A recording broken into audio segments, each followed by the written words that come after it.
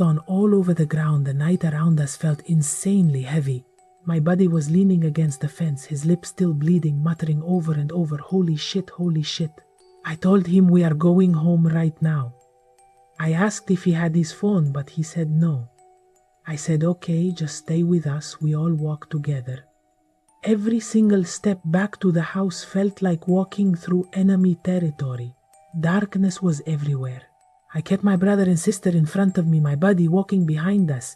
I did not care about anything else, not the bag my buddy was bringing me, not the cut on my face, not the blood on my hands. All that mattered was getting them inside. Any rustle of leaves or snap of a twig, I was certain he was back. My brother was gripping my hand so hard it hurt. My sister was pressed against my side, holding her empty, broken plastic bucket. My buddy limped behind us, spitting blood onto the road every so often, and looking back constantly. The second our house came into view, I thought my heart would stop from the sheer panic. We burst inside and I locked the deadbolt twice. My brother lost it and started crying hysterically again. My sister was not much better off. I tried to speak calmly, but my voice was shaking bad as I said, "We are home, we are safe now." The moment my mom and dad saw us, their faces went completely white. Mom ran to check my sister. Dad grabbed the phone and called the cops.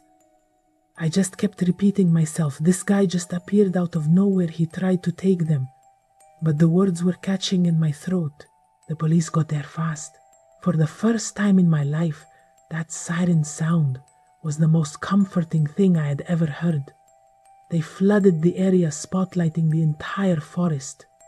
Less than an hour later, they came back.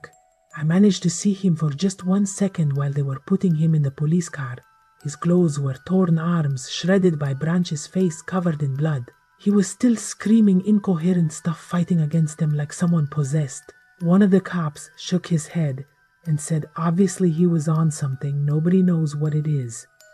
You guys are lucky you got away from him." They said lucky, but luck did not explain the look in his eyes, the pure darkness filling them without any logic or feeling. It did not explain his inhuman strength or the screams that ripped through the night. That night changed everything for us. My brother and sister slept in my parents' room for weeks.